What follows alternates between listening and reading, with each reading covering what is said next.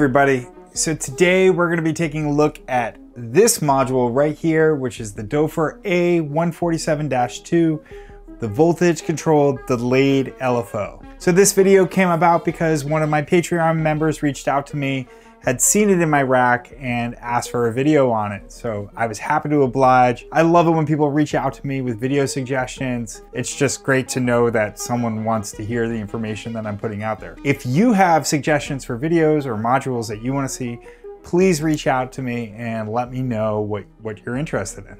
I really like Doepfer modules. I like how they're one function per knob. And for me, when I was learning synthesis, it was really great to use them because it requires you to understand what's really going on and to have a sort of purpose as you're patching. They don't tend to make these modules that can sort of do a whole bunch of things all at once. This module in particular, however, felt to me a little bit peculiar in Doepfer's lines because it kind of mixes together a whole bunch of different functions. So out of all the Doepfer modules that I've used, this one just sort of, it wasn't as easily accessible to me. So it didn't surprise me that there's someone out there who is asking, how are you using this and what does it actually do? So that's what we're going to do today. I'm going to go through the module, explain exactly what's going on under the hood. We're going to use the data to take a look at the voltages and see what's happening. Look at all of its different functions, what it does. We'll talk about some patching ideas and maybe some creative uses for it. So if you have one of these and you've got some ideas, make sure to let us know down in the comments section. It's really great when people put their patching ideas down there because everybody benefits. So okay, let's jump into it. There's basically almost like 3 modules crammed into one. You've got LFOs, you've got this delay, which we're going to talk about, and then there's a VCA. So let's first just go over the LFOs because those are pretty straightforward. So you have 4 different shapes here: a sine, a triangle, a square wave or a pulse wave, and then a ramp. And if we look on the oscilloscope, you can see that if we plug into any of these and then go into the data, that it's pretty straightforward. These are just LFOs and the frequency is controlled up here. You can get this LFO moving to, I mean, an absolute crawl. I think I read in the manual that you can stretch it out to be about 3 minutes per cycle. And then of course, if you crank it up, you can get going really fast as well. But these 4 outs are basically just getting your LFOs out. So you have sine, you've got a triangle wave that looks like that. The pulse wave is just as you would expect. The ramp, as you can see, is slightly different than the others in that it's unipolar. It only goes in the positive range, whereas the others go into positive and negative. Now these colors too, this one is attached to the sine and the triangle. This one's the pulse wave, and then over here, this blue one is the ramp wave. So you can use those as visual cues as well. So the original reason that I bought this module is because I wanted an LFO where I had the ability to reset it. And so that's right here. That's pretty straightforward as well. You can use any sort of trigger. Let's take a pulse wave out of this LFO to reset the cycle. This blue line are the pulse waves coming out of this LFO over here. And if I plug it into the reset, you'll notice, I'll let it run through and then I'll go ahead and stop it so we can analyze it. So if I freeze that right there, you'll notice that they're going at separate rates, but because whenever that pulse wave goes up, it restarts the LFO. And it doesn't matter how fast or slow it goes. Let's let the green one go a little bit slower. And see, then you can create ramp waves like that. So that's how the LFO resets.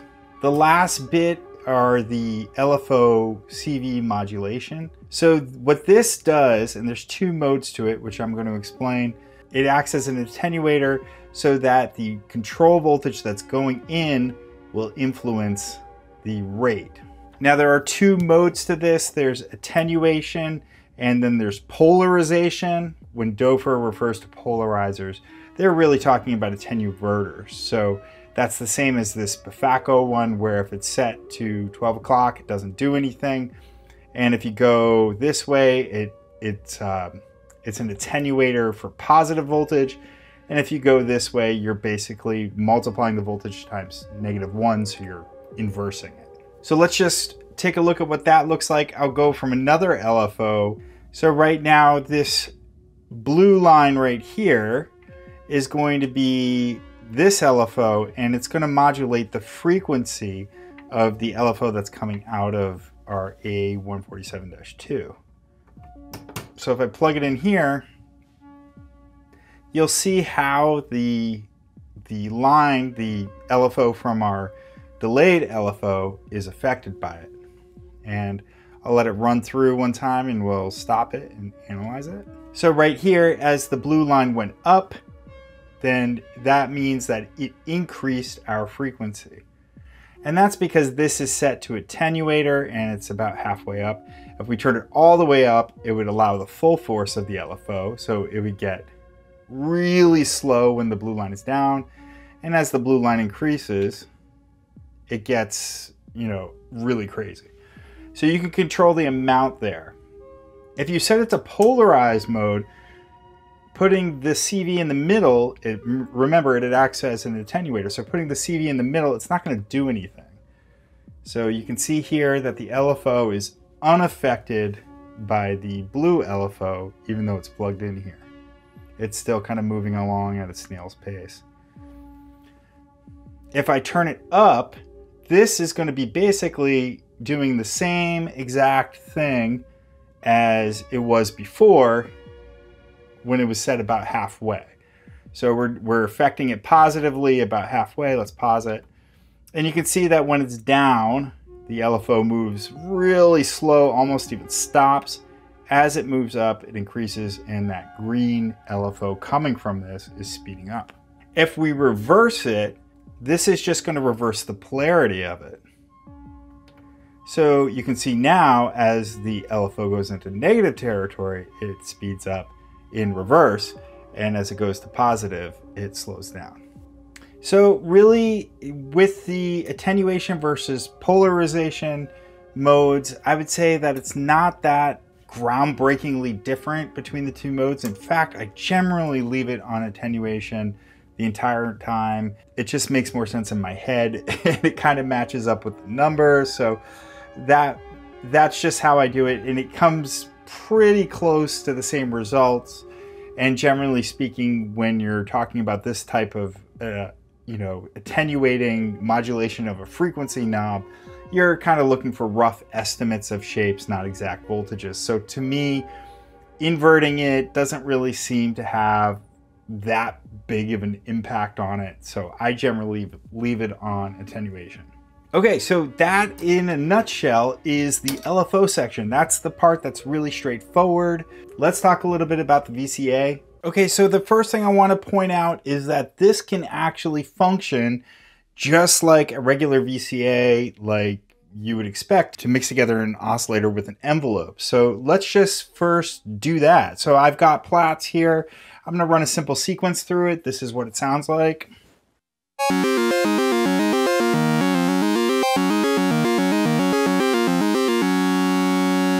And if I wanted to send a gate out of my sequencer and into something like this Doepfer quad ADSR, we could actually send the signal in from Platts, send the output of my envelope into the CV control of the A-147-2, and then send that out to my mixer.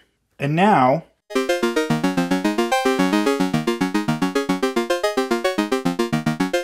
you can see that it acts just like a typical VCA. Now, I probably would not use this module as a VCA in this manner. I just wanted to demonstrate that. I would use this for voltage controls. So there's a couple of things here. Number one, our triangle is normal. It's wired on the inside to the input.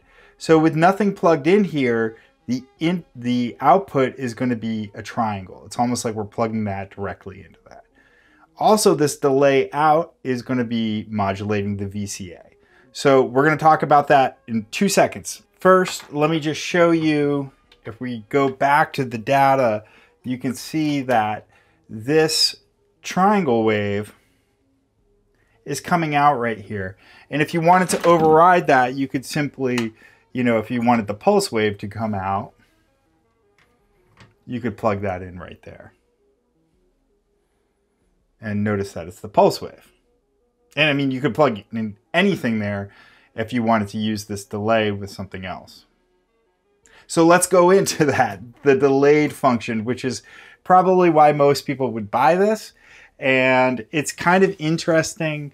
What threw me off was the word delay, because when I think of delay, I think of something like my IntelliGel C legs or, an effect. And this actually is nothing like that.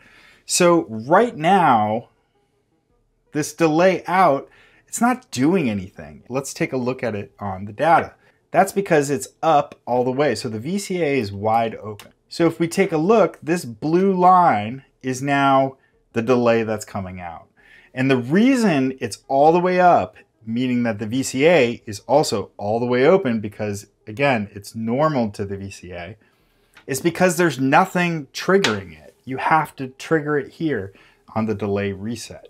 So let's go ahead and do that. I'm going to use a pulse wave from this quad LFO. So this red line is now going to be this pulse wave. Let's make it a little bit faster. So this pulse wave is coming from here, and we're going to use that to trigger the delay. And this is what it does.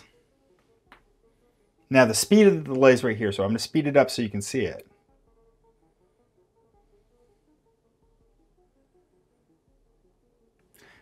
Let me really run through and then we'll analyze it. So basically, every time this gets a signal, every time the pulse goes up, the delay starts moving up. It resets and goes down to the bottom, and then it goes up and it stops right there. And it holds until it's reset again. And you can see the little green light is indicating that. Now this is opening that VCA. Let's take that sequence I was playing earlier.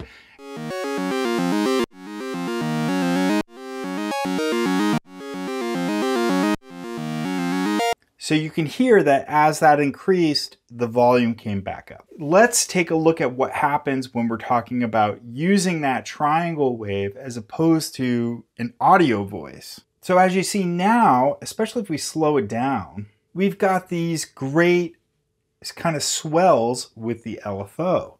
Now that's pretty cool. So there's a couple of different ways I could see this being used. You could use it just as a modulation source. So this is just one idea, but what if we took the gate that was coming out of my sequencer and multiplied it? Rather than having the delay reset by a regular pulse wave, we could actually set it by the same gate as the sequencer. And this would be great for if you were playing it like a keyboard, because the delay will go up and it'll stay up.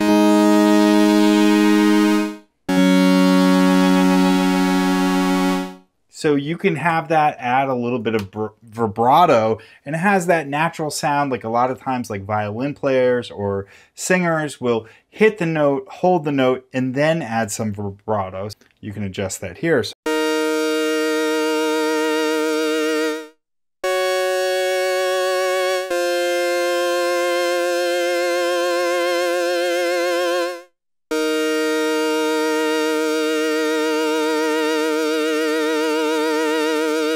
So that's how the delay works. Now, again, you can modulate the rate of the delay. And you could use anything to do that, any of these LFOs. Now here, the VCA mode can be changed between attenuation and polarization. What that does is when you switch it to polarization, you'll notice that the shape, it starts off big and it gets smaller. But that's the difference between those two VCA modes. So that, in a nutshell, covers everything. Let's talk about a couple of other ways that you can get these to kind of mangle things. There were some patching suggestions in the manual, and I'll show you what those look like. So here we see that I'm using the sine wave to modulate the frequency of the triangle wave. And there's a couple of things that are happening. You have it sort of rectifying the LFO, so it's mostly positive. You have these weird kind of dips every now into the negative range, but it's cutting it off and making it positive. I also have this on polarization. If we were to flip this over, it would be all negative. But let's leave it here for right now. It has this kind of bouncing ball effect. And if we take that same trigger, we can get some pretty interesting effects where it's kind of like a reverse bouncing ball. So right now I have it plugged into the timbre of Platts, and you'll notice that as it increases, it becomes more and more intense.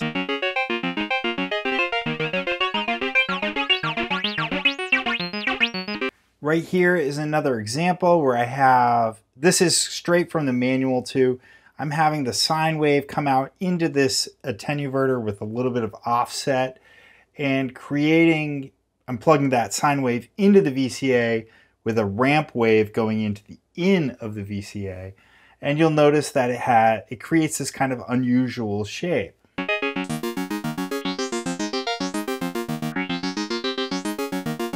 So that's how you use this module. I hope you like this video. Make sure you like and subscribe. Let me know what you think in the comments section. Thanks so much for watching. I'll see you next time.